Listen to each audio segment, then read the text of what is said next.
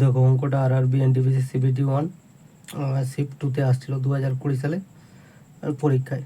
তো অঙ্কটি বলছে 3জন ব্যক্তি একটি ব্যবসায় 1/2:1/3:1/4 অনুপাতে অর্থ বিনিয়োগ করেছেন এবং বছরের শেষে মোট মুনাফা হয়েছে 15,600 টাকা। লাভের মধ্যে প্রাপ্ত বৃহত্তম অংশটি কত হবে? আচ্ছা, 3 ব্যক্তি যে রেশিওতে অর্থ বিনিয়োগ করেছেন লাভ সেই রেশিওতেই তাদের মধ্যে বন্টন হবে। তাহলে রেশিওটা প্রথমে লিখেছি, এবার কী করতে হবে? রেশিওটাকে হোল নাম্বারে লিখতে হবে।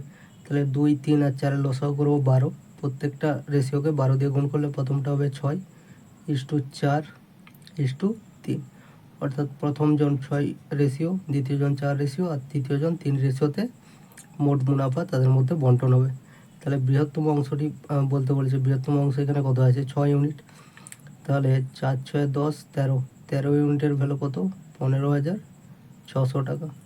1 ইউনিটের ভ্যালু হবে 15,600/13।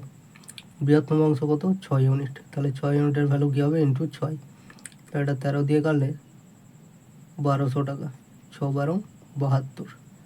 তাহলে 7200 টাকা হচ্ছে বৃহত্তম অংশটির পরিমাণ। যে যদি 15 জন লোকে কোনো কাজ 14 দিনে করতে পারে, তবে 7 জন লোক ওই কাজ কত দিনে করবে?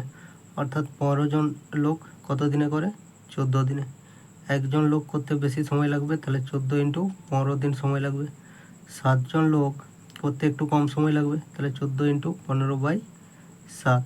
7 দিয়ে 14 কাটলে হবে 2, 15 দুগুণে 30 দিন। অর্থাৎ 7 জন লোকের ওই কাজ করতে 30 দিন সময় লাগবে। তাহলে এখানে অপশান এ অনুযায়ী এতে আছে কি 30 দিন, তাহলে এটাই সঠিক অ্যান্সার।